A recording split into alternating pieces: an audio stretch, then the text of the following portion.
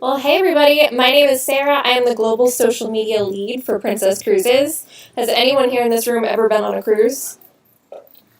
Okay, so like 8 of you, that's honestly more than I expected. There's still definitely a lot of myths about the cruise industry that make it a little bit older skewing, so I'm always excited when people under the age of 60 have experienced the awesomeness that is being on a cruise. So as I jump into this, please interrupt me. You can just shout out, hand raise, whatever. I don't think anyone wants to hear me talking into a void for an hour without interruption. So if you have questions, just ask them as we go.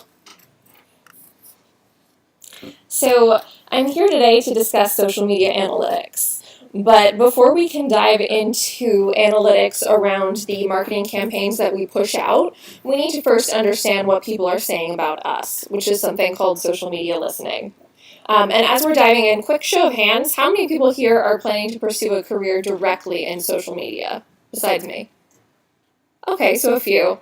Is it mostly PR or journalism? Combo, ladder, marketing?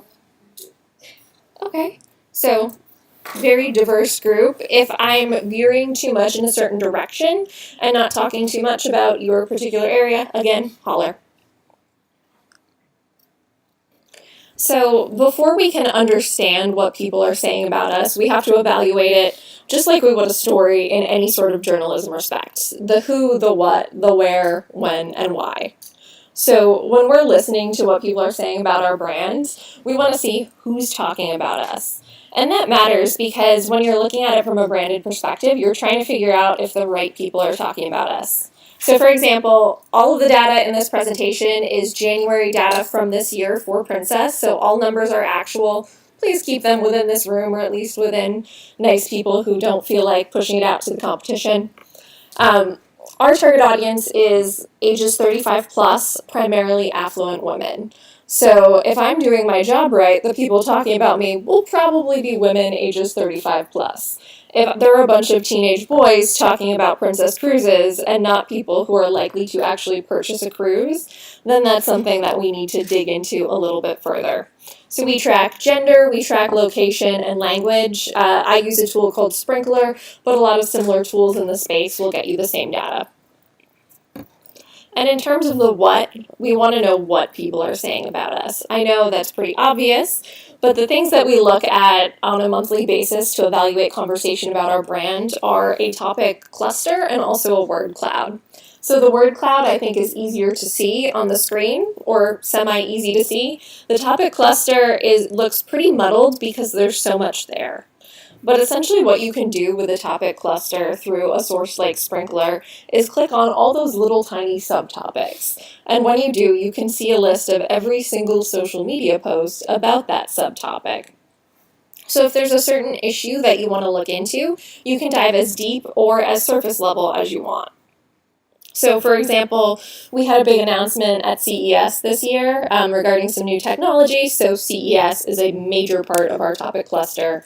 That's a big priority for my C-suite, so that's one where I dove in to try and get more specific data. And then the where, we always like to see where people are talking about our brand and our products. But with the caveat here that not every social channel will allow you to measure in the same way. So I'm assuming that everybody in here is probably on Instagram. How many people are still on Facebook? Okay, so most people. Twitter? And then I think everybody uses YouTube. Nobody uses Google+. Don't even need to ask you those two questions. But on Facebook, most people have their settings for posts to friends only. I know I do. My content is usually about the donuts that I just ate. I'm not kidding. Taylor can vouch for you. I eat a lot of donuts. So really, most people out in the world don't want to see that. But because I keep that on friends only, if Dunkin' Donuts was doing their listening analysis, they would never find out that I was talking about donuts. So even though the Facebook section looks like a small piece of the pie, we always have to be aware that it's going to be a very incomplete data set for us. And when you look at a brand like ours, where our audience is primarily in their 40s and 50s, Facebook is where they're at. So we know there's a lot of conversation that's not necessarily being picked up. So another data piece that we look at in social listening is the when. So we want to look at when people are talking about us to figure out what the trends are. So this is just a graph for last month, but we track this pretty much eternally. And then if we see a peak, we try and figure out why there's a peak in conversation then, because that might be something we need to address. In this particular graph, we just happened to have an episode of a TV show on around that day, so we had a lot of people chatting about us. Nothing too worrisome, but always good to look for trends and any major changes so you can quickly act on them. So diving into more of the meat and potatoes of social analytics, before you can actually measure any analytics, you need to come up with your strategy for measurement, which sounds a little much because you're already coming up with the strategy for your marketing campaign, your PR campaign, your social campaign, but you also need the strategy for how you're actually going to measure the success or lack of success of that campaign. So this is old news probably to any Annenberg student, but the 101 of measurement strategy is to first come up with your objective.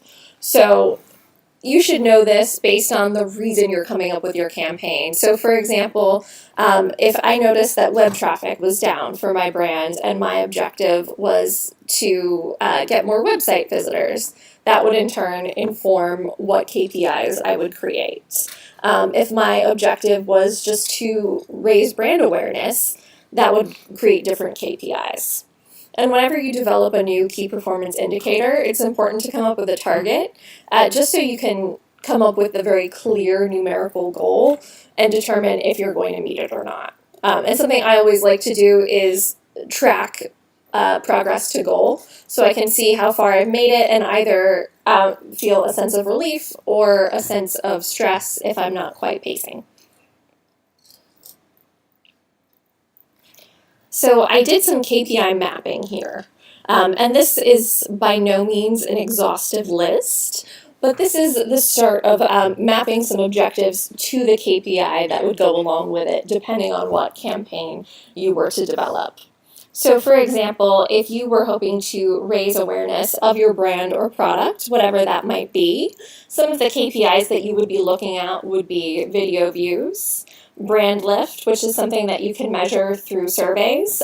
For example, if you're working with YouTube on a campaign, like if you found a big YouTube creator you wanted to partner with on a collaboration, YouTube can work with you to do a brand lift study and determine through surveys if your brand got any awareness and or preference lift as a result of the campaign.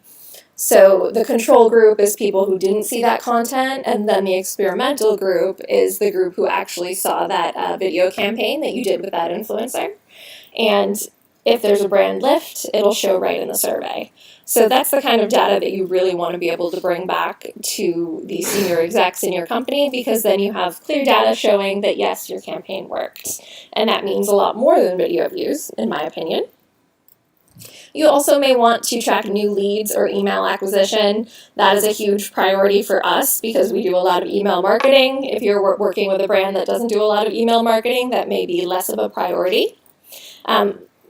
But new leads can be especially important if you're looking to do retargeting too. So if you're doing retargeting advertising and want to keep hitting them with a lot of ads, like for example, I am really into fashion blogs, so I will click on a dress and decide not to buy it because it's $600, and then I'll get that ad following me forever, and I will never be able to escape that dress. So that would be retargeting advertising. For raising brand awareness, you also want to track impressions and reach, although those aren't quite as meaningful as some of the other KPIs. And then for any paid activity, you would be tracking things like cost per view and cost per lead to see how cost efficient that campaign is. For driving purchases, the KPI you definitely want to look at is web conversions. For increasing word of mouth, you want to look at comments and shares, the volume of user-generated content, and then the overall volume of conversation. So that's some of the data that we looked at in the past couple slides. Driving web traffic, that's really obvious, web visits. And something that I like to do is tagging every single piece of content we put out, which sounds tedious, and to a certain extent it is. But when we tag our content, we're able to track the performance of each individual piece of content. So if I have a YouTube video and then I put a link in an annotation or in the caption for that video, I would either use a UTM code, which is what you use with Google Analytics, or something called a CID, which is what you use with Adobe Analytics, to track how many people went to the website from that piece of content. So we use standardized tags throughout our whole organization. So our social media team, digital marketing team, brand marketing team, we all use the same tags, and it enables us to track in pretty granular detail. And UTM coding is free and easy to use. So if you were doing any consulting with small businesses or anything like that on the side while you're studying, that's definitely a free and easy way for you to get to give them some more value. If one of your objectives is to increase brand preference, then the KPIs you would want to look at there would be brand lift, so the survey that I mentioned, competitive benchmarking, because you always want to see how you're doing compared to the competition.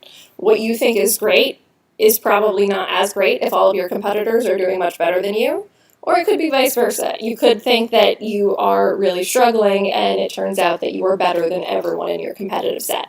So it's really important to have that context competitively. And then the basic metric would just be likes.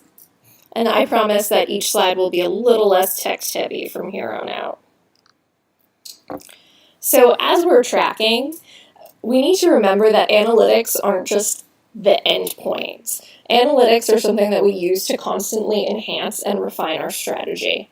So when I'm reporting my social results on a monthly basis, I look at pieces of content and then analyze the metrics around them to decide what my future content strategy will be. So for example, we always look at the top few posts on each channel to try and figure out what's working and what's not. So these are the actual top 3 Instagram posts on my Instagram page last month.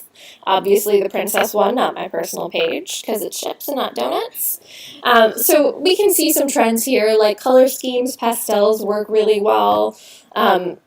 For us, really inspirational messaging works great in copy.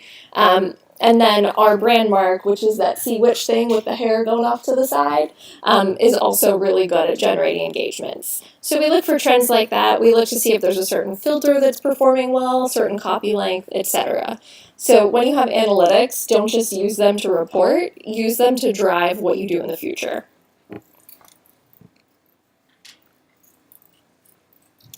So the nitty-gritty of actually measuring.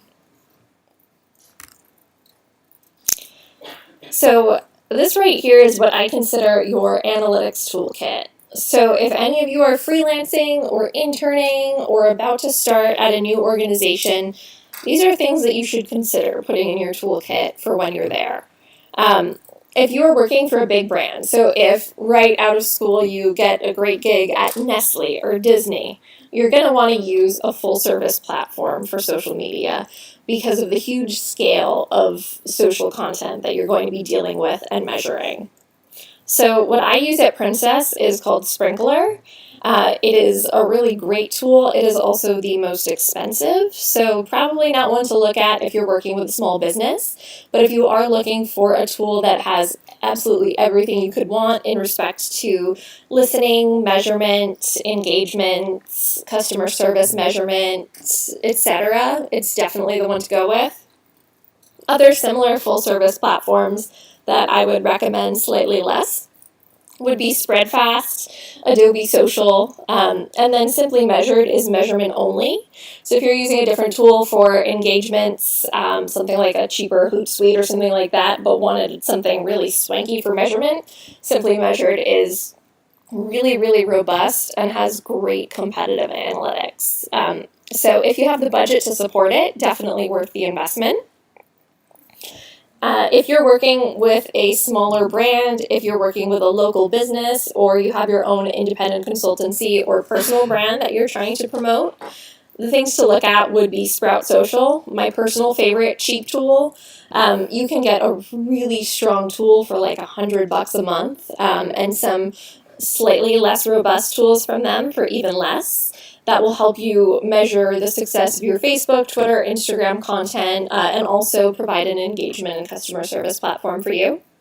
I think everybody knows about Hootsuite, but I personally think that it's not the most, it doesn't have the most features of all of the tools out there. So I would say it's more of an entry level than anything else. Tailwind is an option for Pinterest and Instagram for both scheduling and analytics. Buffer is pretty similar to that. I know a lot of consultants tend to use that if they have independent small consultancies because it's a good tool at a low budget point. Iconosquare for very cheap Instagram analytics.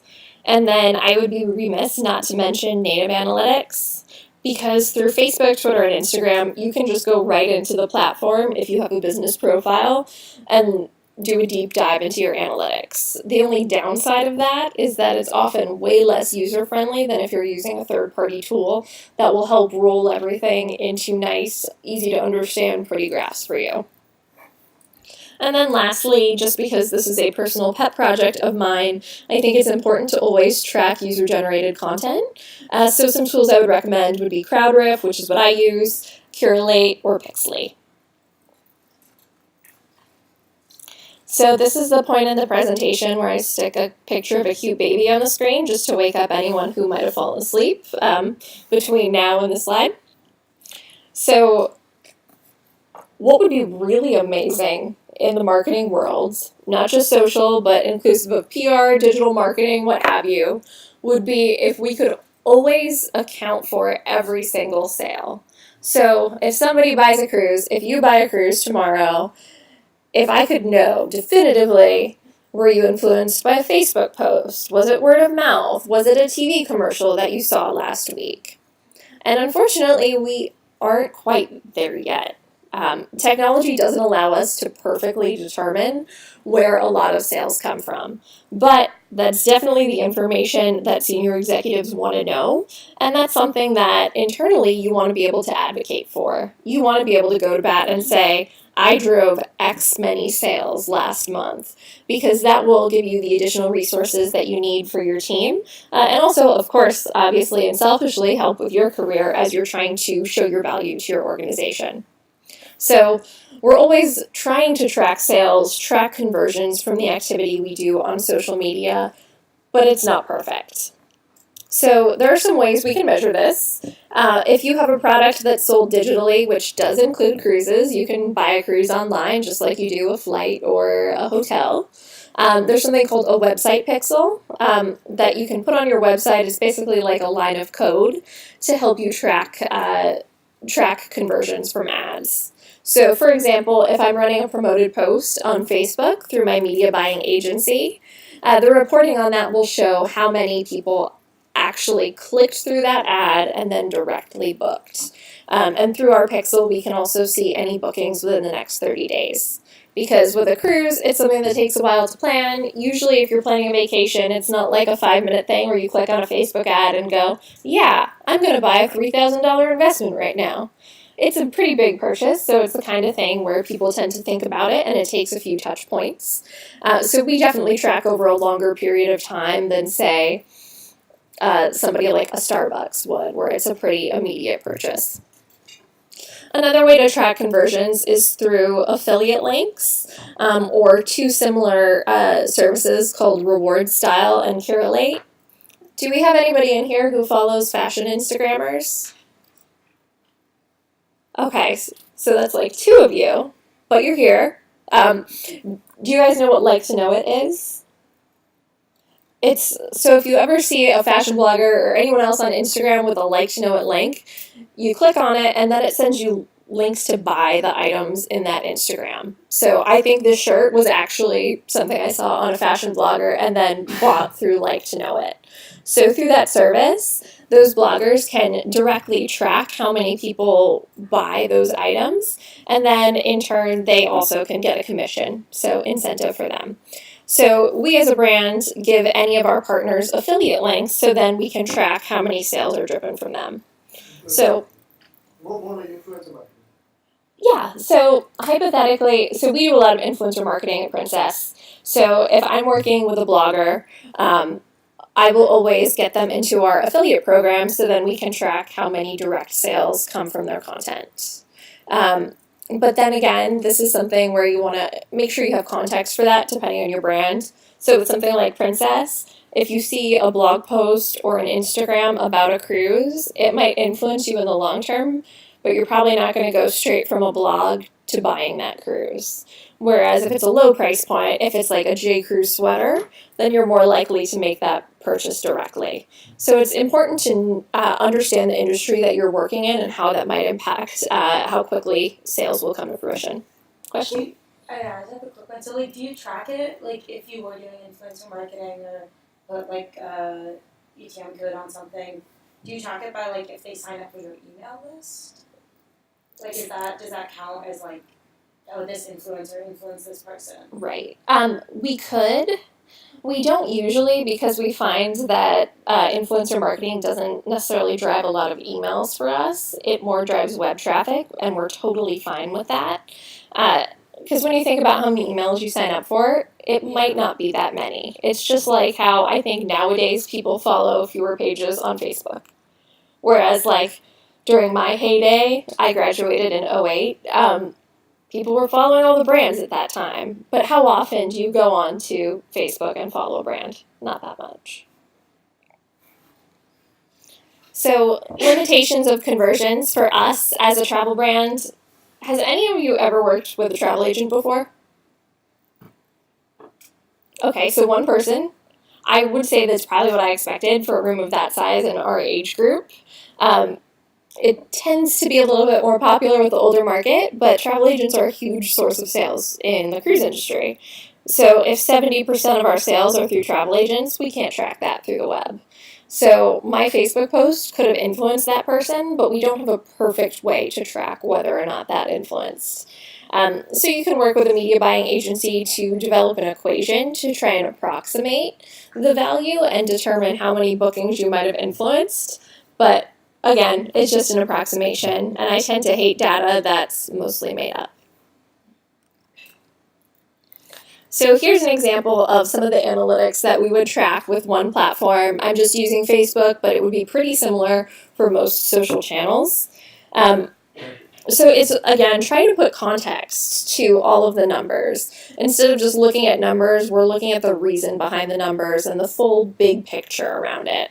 So we track who started these conversations, how much of it is us talking, how much is other people starting these conversations, how many people were engaged, and how many times did they engage, how many people were potentially reached by this content. So not sure how far you are along in your studies, but people engaged would be those who liked, commented, shared, clicked, etc.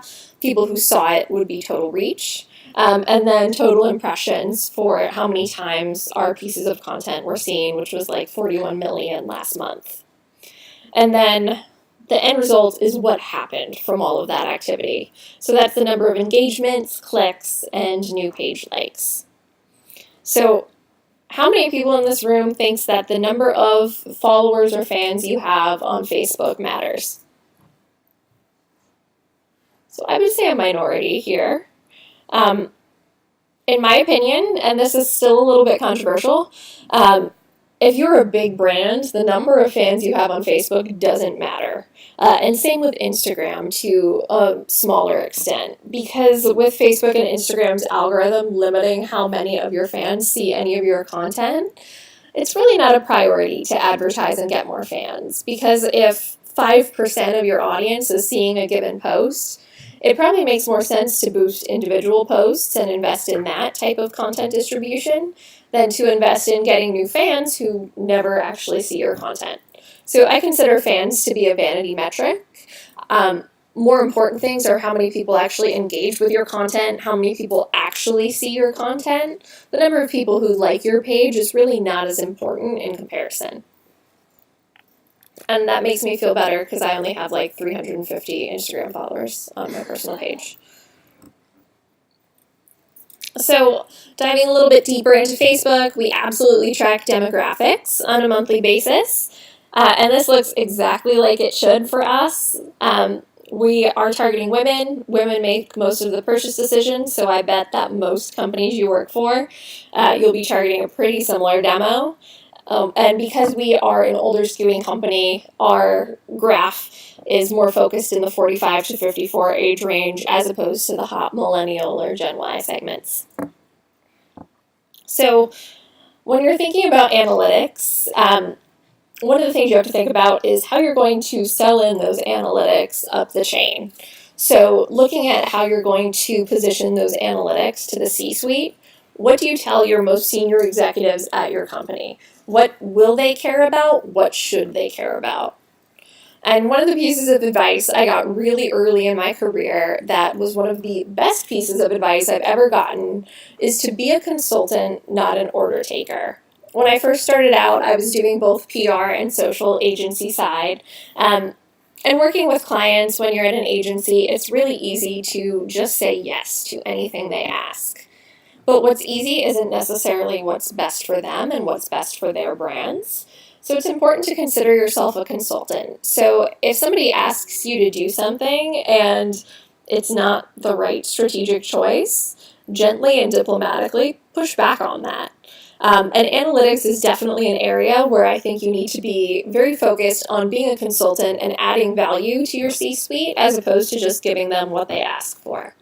So like to what I was talking about with fans being a vanity metric. Obviously, a CEO is probably going to ask you, how many fans do we have on Facebook? How much have our Instagram followers grown month over month? But those metrics don't necessarily paint a good picture of whether your social media activity is moving the needle. Those metrics don't tell the senior executives at your company if you're actually driving sales.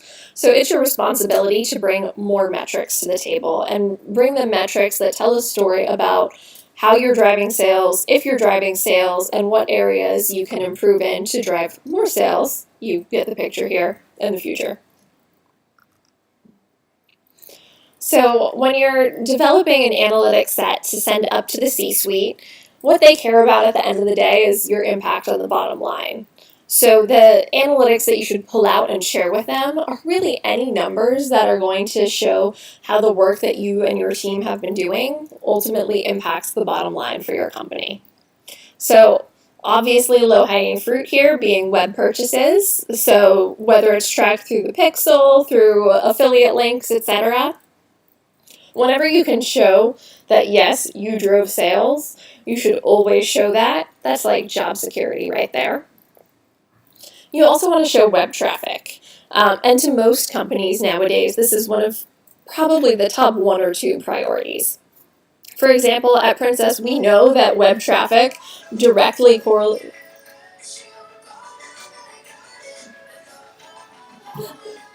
This is maybe the best interruption I've ever had in a class.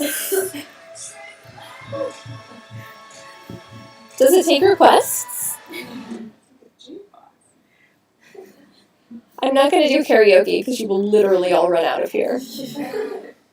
Sorry, Sarah. Totally okay. A lot of questions about how that happens. Between the random karaoke machine and your giant blue fuzzy costume, there's a lot of personality in this room. So, where was I? Okay, C-suite analytics, jumping back in, vaguely remembering what I was talking about. Web traffic, we know at Princess, directly correlates with sales, and that is true for most companies.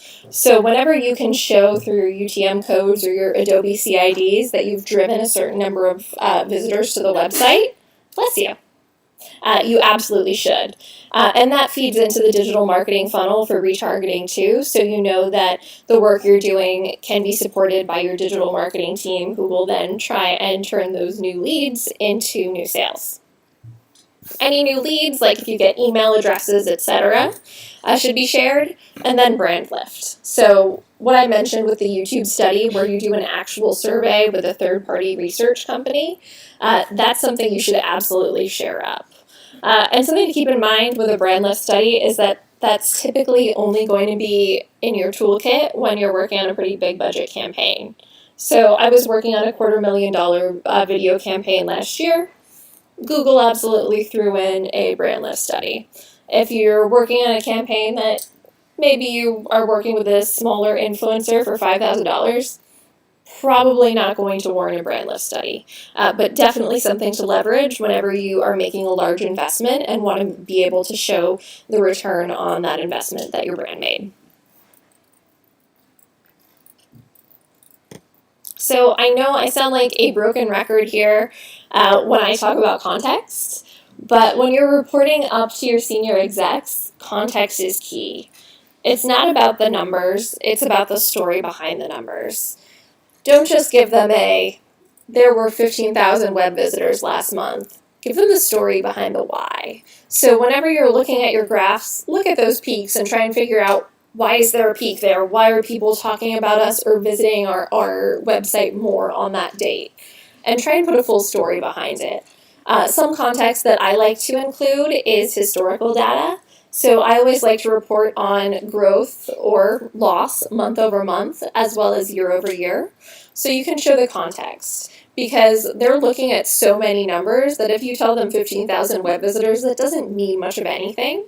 But if you give them the story behind that, if you give them the historical growth that you've made and show that you're up 40% year over year, that's something that's meaningful to them. So you want them to be able to quickly and easily understand the stories behind any of the data that you provide them. So this is my personal favorite slide on all of the monthly reporting that I do at Princess, which is progress to annual goal. I think that this is one of the most valuable pieces of content that we share with our executives, because it's a quick, easy, visual way to see how we're doing. We set our KPIs at the beginning of the year. We run those by senior leadership, so we're all on the same page on that. And then we track our progress. So you can see where you're doing well and where you need to start focusing more of your energy. So this was 2 months into our fiscal year when I pulled this slide. And just as an aside, our fiscal year at Princess starts in December, ends November. I recommend that for any of your annual reporting, you always follow your company's fiscal year as opposed to calendar year, because that way you can map it in tandem to your initiatives. So if I'm budgeting all of my activity for social media marketing and influencer marketing for the year from December to November, I want to be able to align the reporting with that budget. That's especially useful if your budgets change dramatically year over year. So for example, if your budget was $50,000 last fiscal year and it's $150,000 this fiscal year, you should have dramatically different results. And just even having that 1 month difference in your reporting could skew your reporting accuracy. So always map using your fiscal year whenever you have that option. So looking at my data from last month and seeing where we were at, Facebook, we're doing really great. That's probably not super surprising given our demo being such avid Facebook users and not being so aggressive on other platforms. Twitter, we're also doing pretty well, and then on Instagram and Pinterest, we need to up our game a little bit. So just from looking at this one slide, I'm able to see where we need to make a greater investment over the next few months. And just for some added context around our goal setting, because in social, I feel like goal setting changes dramatically from year to year as the platform mix evolves. On Facebook, we decided that this year we just wanted to keep our engagements flat, which normally in any goal setting situation, you don't want to keep things flat. You want to keep growing consistently. Seems logical. With Facebook's algorithm changes, we know that reach has been reduced, but we also know that our investments are not increasing. So realistically, when fewer people are going to be seeing our content and we're investing the same amount of money, it's going to be very hard to grow, and that's okay. So we more just want to get more bang for our buck. We don't necessarily want to grow the number of engagements because we know that's not realistic. And when you're setting goals, always be realistic. It would be great to be able to say that you're going to grow everything 250% in the next year, but that's not always going to be viable. And then on Twitter, because with Twitter being, I would say, kind of in flux right now. We went for a modest goal of 30% growth in engagements there. I think with Twitter, there's still that lack of identity. So it's hard to see where it's going to be in the next 5 or 10 years. So we weren't too bullish there. And then Instagram, yeah? Thank you. I just have a quick question. I understand Sure. how you measure your progress towards a goal if you want to have 30% increase. But to maintain a flat number of shares, how do you measure progress towards that goal? So it's the number of shares this year.